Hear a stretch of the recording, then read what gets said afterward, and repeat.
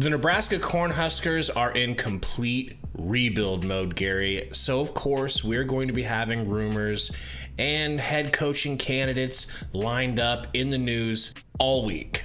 First name atop the list came Sunday night, late Sunday night. Matt Campbell of Iowa State emerges as Vegas favorite. Who the fuck is that guy? Who the fuck is that? Is this exactly what the Huskers need, and why?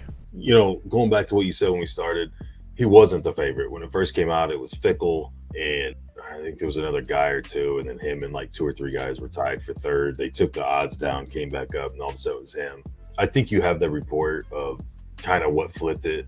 Dennis Dobbs put out a tweet or put out a statement on Twitter, and it started spreading. Before we get into his pros and cons, nothing has really changed other than perhaps what, if you kind of dissect what Trev Albert said and you direct that towards why Urban Meyer wouldn't fit, not a lot has changed. He hasn't blatantly said, we're not looking at guys like that, or we're not going to consider Urban Meyer. Urban Meyer hasn't come out and made a statement saying, there's no way I'd go to Nebraska. It's just a cyclical thing. Urban Meyer was a big name. When Frost was still here, everybody kind of assumed he was going to be gone, but he wasn't gone yet. That being said, I don't know that Urban Meyer was ever in or is even in. I don't know that Matt Campbell's in. But what I'm saying is a name's going to come up because somebody's going to have a source. You know, Dan Patrick had a guy supposedly that said there's legitimacy to the idea of Urban Meyer to Nebraska. And I don't see any reason why we wouldn't trust Dan Patrick, but we trust Dennis Dobbs, right? So it just kind of ran its course. Now that the course has been ran, combined with, if you want to assume that the character comments by Trev Alberts were a direction towards or directed towards Urban Meyer, okay, now who's the next one? Now that tweet has come out and that's starting to spread, and he was already on a lot of people's, you know, top 3 or 5. Now he's the next topic. We'll talk about it because it's the hot thing. Other people are going to talk about it. It'll run its course, and then we'll be on to Mark Stoops, Luke Fickell. The list will continue to go on for a while, depending on how Nebraska does, even Mickey Joseph. So I just think that's kind of important to get out of the way before we act like we're going to get our new coach in the middle of, not even the middle, but before the middle of the season. So now I feel like if I'm reading you correctly, you are not very impressed. I'm not impressed. I mean, that's not true. I am not impressed, but that doesn't mean that I would hate the hire or it wouldn't be a good fit. This is going to be a common narrative where there's going to be a lot of comparisons to whoever we go to bring in Scott Frost. But let's not forget the reason everybody wanted Scott Frost gone is because statistically he's the worst coach we've ever had. If we're trying to get a guy to fit but somewhere between Mike Riley and Scott Frost, bring in anyone, right? But this all started with what Bo Pelini was doing wasn't good enough. Do I think this guy can come in and take Nebraska higher than Pelini had it? No, I absolutely don't. And I could be wrong, and if they bring him in, I hope I'm wrong. To me, you're going to have to get an Urban Meyer type to get some kind of excitement of, okay, very quickly we're going to get back to 9 wins, minimum. And then we can build from there and go on, whether it's with him or when somebody else comes in, if they move on or whatever reason, we get a new guy. But a guy that's more of an upcomer, he's done some impressive things, but he's done them at Iowa State in the Big 12. Let's try to keep in perspective all of these guys we talk about.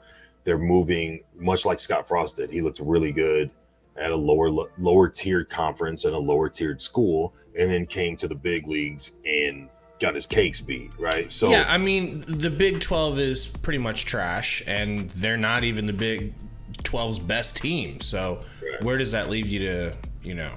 Well, that's my issue with it. I mean, there's the main cons, right? In his tenure there, he has definitely turned that program around in that conference. But that conference, the conference is Oklahoma's, right? Texas hasn't been relevant even in that conference in how long? Baylor has competed with Oklahoma, and I think once out of the last maybe 6 or 7 years, they won the conference. Other than that, it's been all Oklahoma. These guys, you know, Iowa State is starting to kind of claw their way in that direction. They've beaten those teams a few times. I think overall in his tenure, they're like 5-7 against those two teams. The only Big Ten team that they played is Iowa. They didn't play him the COVID year, but other than that, he lost every single game to Iowa until Saturday. The first time he beat them, and this is probably the worst Iowa offense that they've had in 20-ish years. They've never had that good of, shouldn't say never, but they're not known for a perennial powerhouse on the offensive side of the ball. There isn't anything that really jumps out at me as like, if all of this was happening last year and we're talking about getting Lincoln Riley, right? I'd be excited about that. I would be like, okay, this guy can recruit, he can develop, and he's done things. He's owned his conference. That's a much inferior conference to the Big Ten. And a lot of people take that and go, half of those Big 12 teams would beat Nebraska. I know. We're not trying to beat Nebraska. We're trying to beat the Big Ten, right? So, like, I think I talked about it in the live stream. I think we've fallen so low that the bar that a lot of people have in mind is lower than what the real bar is. And that's being better than Pelini was with the 9-win seasons and getting the brakes beat off of us by Wisconsin and Ohio State in conference championships and not really measuring up to those teams. I don't know. There's nothing that jumps off the board to me with this guy that says, yes, bring him in, and in short time, that's what's going to happen. Gary, are there any pros to getting him as opposed to the cons? And are there any other cons you haven't listed?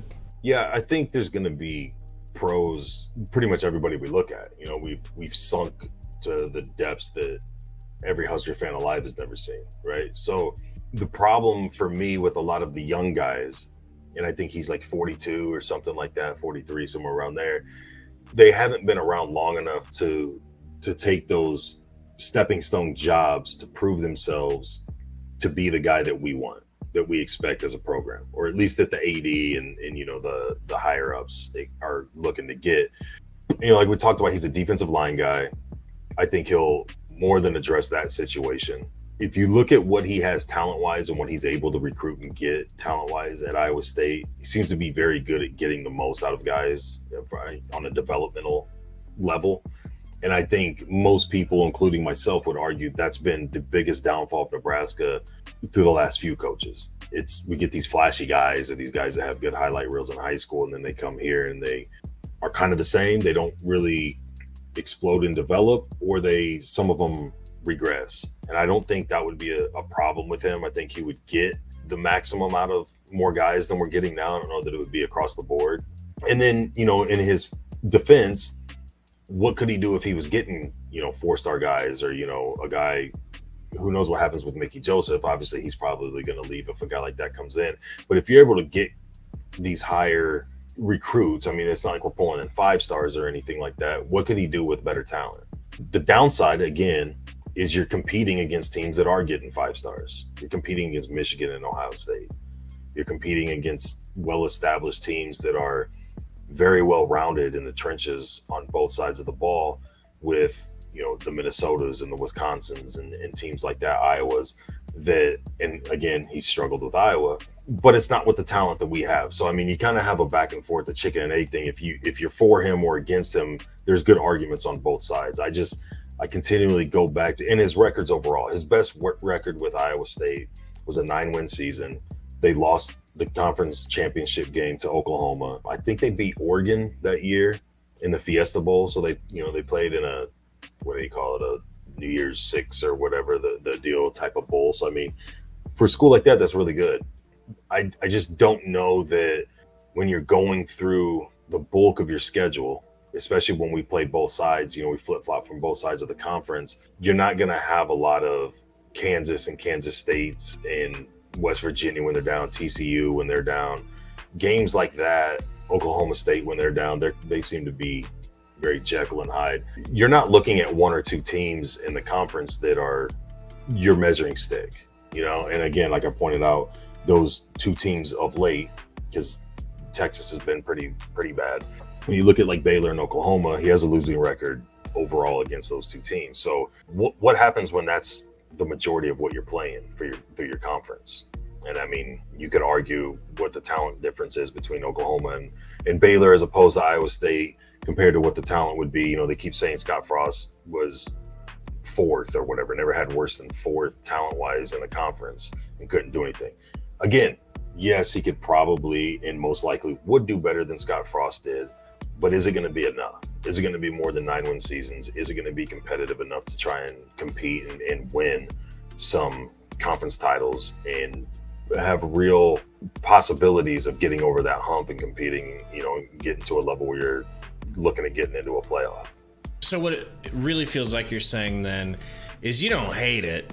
It's just you'd like to hold out and try to get somebody bigger and clearly better. Yeah. If we can't, if we whiff, we have to settle for him. You'll rock with him. I think I'm right there with you. I would like something bigger and better. If we can't, I'm not gonna fuss. I mean, I don't know anything about coaches. Obviously, I thought Scott Frost was gonna work, so I'm not gonna be judgy. I'm gonna let them try to figure it out and just go along for the ride. Yeah, I mean, like I said, I know nothing about the guy character-wise, personality-wise, anything like that. He's a guy that's coaching right now. So you can't talk to him, deal with him, get things going with real momentum until late November, right? So, I mean, right now, to me, Nebraska should be talking to and dealing with the Urban Meyers, the Bob Stoops, Gary Pattersons, different guys like that are in the mix. Brett Bielema is on the list. Or Brett Bielema is coaching. True. So, I mean, these guys, a lot of these guys that are brought up, like Bielema, him, Fickle, Baylor's coach, Kansas coach, all these guys that are coaching, your hands are tied until the end of the season. And if Alberts and those guys have made a decision that they don't want the guys that aren't working right now, they don't want Urban Meyer, they don't want Bob Stoops, they don't want Gary Patterson, anybody else you can think, John Gruden, I know people have brought him up. If those guys are options, those are the guys they should start talking to now, right? And throughout. If not, like Albert said, be supportive of Mickey Joseph, let him do his thing, let him actually have a 3-month-long interview, essentially, and see what he can do, and then kind of narrow your list down of the guys that are coaching that you'd like to go after at the end of the season, and then see what happens from there. But I don't hate this guy, but he would be a ways down on my list, I guess would be the best way for me to word it. Tell us what y'all think in the comments. How do you feel about Matt Campbell? Are you excited that he's Vegas's favorite right now? We are going to continue breaking down each of the rumored coaches for the Husker job. So stay tuned for more. Hit the like button, and we'll see you guys next time. Go Big Red.